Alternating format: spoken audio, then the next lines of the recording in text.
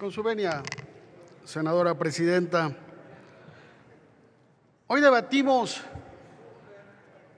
la legítima representación democrática ¿cuál es la fuente de legitimidad de las instituciones, no solamente en México, sino en cualquier nación que se precie democrática?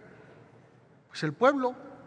La legítima representación democrática que hoy está integrada en esta legislatura y la que se integrará hacia la próxima 66ª legislatura, su esencia, su génesis, pues surge de la voluntad expresada en el voto de las ciudadanas y ciudadanos mexicanos.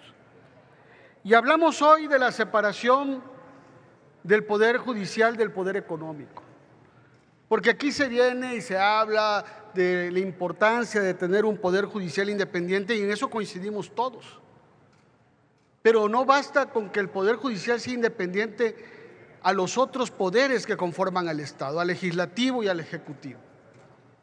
Eso está bien en la teoría de la división de poderes, pero en la práctica existen otros factores que también quieren doblegar, no solamente al poder judicial, a los poderes del Estado en su conjunto.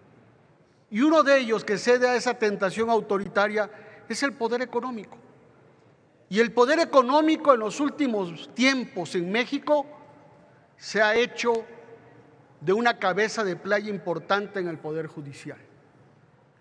En el Poder Judicial hay jueces, hay magistrados y hay ministros que responden a los intereses económicos más fuertes de este país.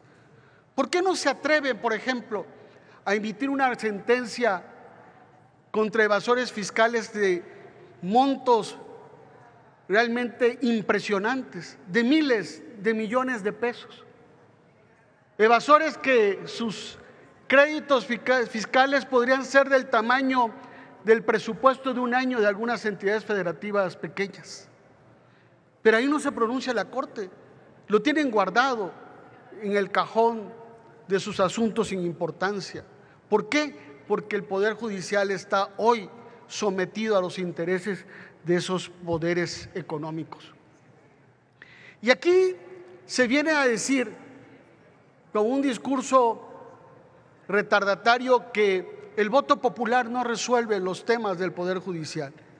Y digo retardatario porque me recuerda lo que se decía también en el siglo XIX cuando se hablaba de dar el voto universal. ¿Por qué van a votar los obreros? ¿Por qué van a votar los campesinos? ¿Por qué van a votar los que no tienen un patrimonio? Porque antes las leyes electorales establecían que había que tener un patrimonio para poder votar. O esa frase subjetiva, modo honesto de vivir. Y ahora que vienen también aquí a decir, reitero, que el voto popular no resuelve el problema, también me recuerda esas afirmaciones del siglo XX cuando decían que no había que darle el voto a la mujer. Es demasiado soberbio pretender que sean mecanismos alejados de la voluntad popular los que determinen la integración de un poder tan importante como el Poder Judicial. Y aquí hay que decirlo, y lo digo de cara al pueblo de México, pero también lo digo de manera específica a las mujeres y hombres que son trabajadores del Poder Judicial, que de buena fe hacen su trabajo y que hoy están siendo engañados, manipulados por los ministros, por los magistrados y por los jueces. La reforma judicial, revisen el dictamen, no habla de los secretarios judiciales, no habla de los actuarios, no habla del personal en su conjunto. Lo que estamos proponiendo es un nuevo mecanismo en la designación de jueces, de magistrados y de ministros. La reforma incluso establece el respeto a los derechos laborales de los trabajadores. Por eso, respetuosamente les digo, no se dejen manipular.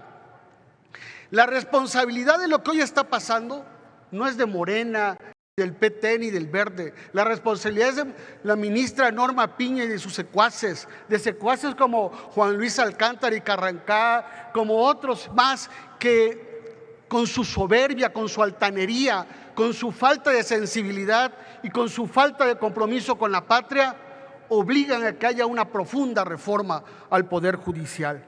Y aquí hace un rato se vino y básicamente se hizo una radiografía, se dice es que la Suprema Corte era un bloque de contención, y me recuerda que también en el Senado y en la Cámara usaron el mismo término sus aliados para decir que había un bloque de contención para no hacer reformas judiciales. Y aquí en el fondo lo que hay es una molestia, porque el 2 de junio el pueblo sentó las bases para una nueva conformación, no solamente de los poderes, sino de la realidad política de este país. Y por eso en la próxima legislatura Morena va a tener la primera fuerza legislativa, pero también… Concluya. Sí, gracias, senadora, concluyo. Pero también, para molestia de muchos, la segunda fuerza será el Partido Verde Ecologista con 77 diputados, y otros partidos tradicionales se irán al tercer lugar porque fue el lugar a donde los puso el pueblo de México. Es cuanto, senadora presidenta.